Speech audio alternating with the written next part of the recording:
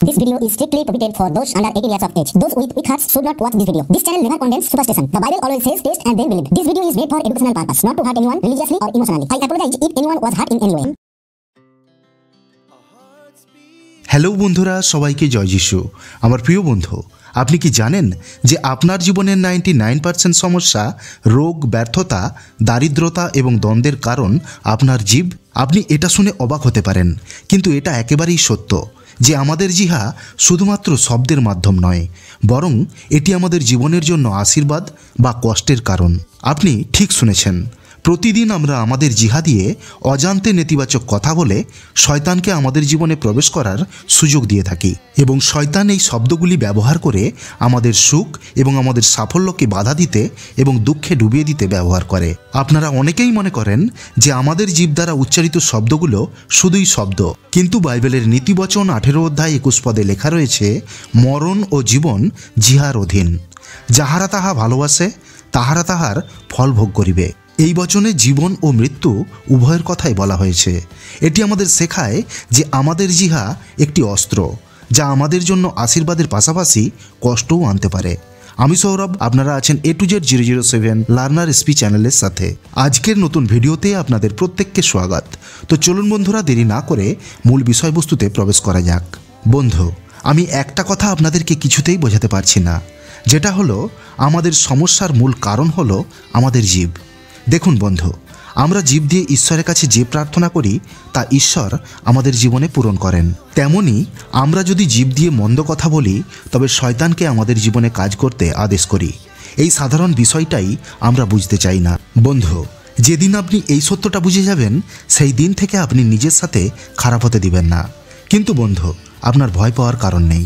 এই ভিডিওর শেষে আমি একটি শক্তিশালী প্রার্থনা করব, যাদের জীবনে সমস্যা চলছে সেই সমস্যা থেকে যাতে আপনি মুক্ত হতে পারেন। এই প্রার্থনা আমাদের জিহ্বা থেকে আসা নেতিবাচক শব্দের প্রভাব দূর করবে। এই প্রার্থনা আমিন বলে রিসিভ করলে আপনার জীবনে শয়তান দ্বারা ছড়িয়ে থাকা সমস্ত নেতিবাচক কৌশল ধ্বংস হয়ে যাবে। তাহলে আসুন আমরা জানি কিভাবে বাইবেল অনুসারে আপনার জিহ্বা আপনার 99% সমস্যার মূল কারণ। শয়তানের সবচেয়ে বড় অস্ত্র হলো আমাদের জিহ্বা। শয়তান আমাদের জিহ্বার মাধ্যমে আমাদের হৃদয়ে হতাশা, উদ্বেগ এবং অবিশ্বাস বপন করে। আমরা যখন নেতিবাচক কথা বলি, তখন আমরা ঈশ্বরের আশীর্বাদ এবং পরিকল্পনাকে অস্বীকার করি। আর এটাই শয়তান চায়। শয়তান চায় আমরা ঈশ্বরের কাছ থেকে দূরে সরে যাই, যাতে সে আমাদের জীবনে সব ধরনের সমস্যা, রোগ, দারিদ্রতা এবং কলহ নিয়ে আসতে পারে। হিতোপদেশ 6 অধ্যায় 2 পদে লেখা আছে, তবে আপন মুখের কথায় ফাঁদে পতিত হইয়াছ, আপন মুখের কথায় ধৃত হইয়াছ। এই বচনটি আমাদের বলে যে আমরা আমাদের নিজেদের কথায় সমস্যায় পড়েছি, এবং যখন আমরা নেতিবাচক কথা বলি, তখন আমরা নিজেদের সমস্যা তৈরি করি। এইভাবেই শয়তানকে আমাদের জীবনে প্রবেশের পথ প্রদান করি। যখন আমরা বলি আমি কখনোই সফল হতে পারবো না, আমার ভাগ্য খারাপ, বা আমার অনেক ঋণ আছে, এই কথাগুলো শুধু আমাদের প্রত্যাশাকে ভেঙে দেয় না, বরং ঈশ্বরের দেওয়া বিশ্বাসকেও আঘাত করে। আপনি হয়তো ভাবতেই পারেন যে এগুলো তো শুধুই শব্দ, জিহ্বা দিয়ে এই কথাগুলো বললে কি হবে? কিন্তু বাস্তবে এই শব্দগুলোই আমাদের জীবনে শয়তানের প্রবেশের পথ খুলে দেয়। এটাই হলো শয়তানের চক্রান্ত। শয়তান প্রথমে আমাদের নেতিবাচক শব্দ ব্যবহার করে আমাদের মনে সন্দেহ ঢুকিয়ে আমাদেরকে ঈশ্বরের কাছ থেকে দূরে সরিয়ে দেয়। যখন আমরা বলি আমার কাছে টাকা পয়সা নেই বা আমার রোগ কখনোই ভালো হবে না, তখন আমরা না বুঝেই ঈশ্বরের আশীর্বাদ এবং বিশ্বাস থেকে দূরে সরে যাই। ঈশ্বর আমাদের বিশ্বাস এবং আশীর্বাদের পৃথিবীতে পাঠিয়েছেন, কিন্তু যখন আমরা এইসব নেতিবাচক শব্দ উচ্চারণ করি, তখন আমরা ঈশ্বরের আশীর্বাদ থেকে নিজেদেরকে বাদ দিয়ে দিই। আর যখনই আমরা ঈশ্বর থেকে দূরে সরে যাই, তখনই শয়তান আমাদের জীবনে কাজ করতে শুরু করে। আমরা আমাদের জিহ্বা দিয়ে নেতিবাচক কথা বলার সাথে সাথেই আমরা আমাদেরকে ঈশ্বরের উপরে থাকা বিশ্বাস থেকে বের করে আনি। শয়তান ঈশ্বরের আশীর্বাদ থেকে আমাদেরকে আটকানোর জন্য এটি তার প্রথম পদক্ষেপ। আর আমরা যখনই ঈশ্বর থেকে মুখ ফিরিয়ে নিই, তখনই শয়তান আমাদের জীবনে তার প্রভাব বাড়িয়ে দেয়, এবং সে আমাদের জীবনে সমস্যা, দুঃখ, দারিদ্রতা, রোগ এবং সংঘাত বাড়িয়ে তোলে। আমরা নিজেরাই নিজেদেরকে ঈশ্বরের আশীর্বাদ থেকে দূরে সরিয়ে রাখি, এবং যার ফলস্বরূপ শয়তান আমাদের কষ্ট বাড়িয়ে দেয়।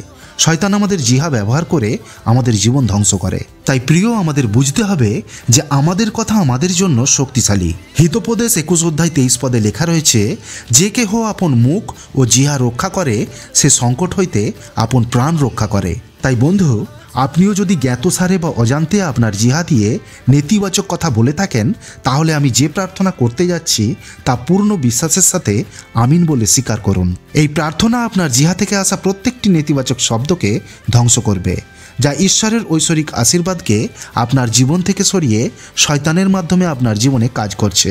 এই প্রার্থনা ঈশ্বরের আশীর্বাদে সমস্ত শয়তানের কার্যকে ধ্বংস করবে। তো চলুন প্রার্থনা শুরু করি। আপনিও চোখ বন্ধ করে আমার সাথে এই প্রার্থনাটি পুনরাবৃত্তি করুন। হে সর্বশক্তিমান ঈশ্বর, আজ আমি তাদের সকলের জন্য প্রার্থনা করি যারা তাদের জিহাদ দ্বারা উচ্চারিত নেতিবাচক কথার কারণে জেনে বা অজান্তে শয়তানের ফাঁদে পড়েছে। হে প্রভু, আমরা জানি তুমি করুণাময় ও ক্ষমাশীল। যারা অজ্ঞানবশত নিজেদের জীব দিয়ে এমন শব্দ ব্যবহার করেছে যা তাদের জীবনে জটিলতা এবং সমস্যা নিয়ে এসেছে, তাদের সকলকে আপনার ভালোবাসা এবং করুণা দিয়ে আবৃত করুন। হে প্রভু, তাদের চোখ খুলুন যাতে তারা বুঝতে পারে যে তাদের মুখের কথা কত শক্তিশালী।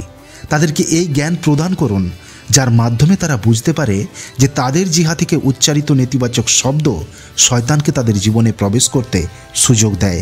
আপনার সত্য এবং আপনার ভালোবাসার আলো দিয়ে তাদের আত্মাকে পূর্ণ করুন যাতে তারা এই ফাঁদ থেকে বের হয়ে আপনার কাছে ফিরে আসতে পারে। হে ইয়েহোভা রাফা, আমি প্রার্থনা করি যে আপনি তাদের জীবনে আপনার শক্তি এবং উপস্থিতি প্রকাশ করুন।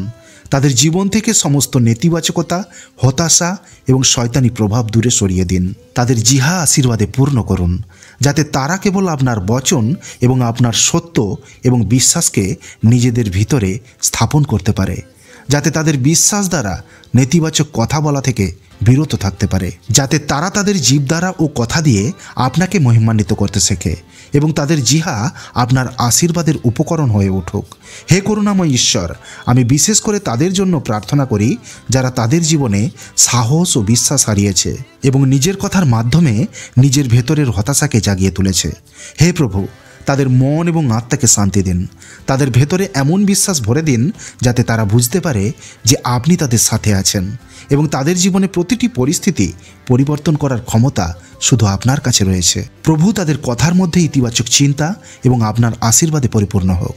তাদের মুখ থেকে বের হওয়া প্রত্যেকটি শব্দ আপনার মহিমা বৃদ্ধি করুক। প্রভু, তাদের জিহা এমনভাবে তৈরি করুন যে তারা যখনই কিছু বলবে তখনই যেন শয়তানের সমস্ত বন্ধন ছিন্ন হয় এবং তাদের জীবন আপনার সাথে সংযুক্ত হোক।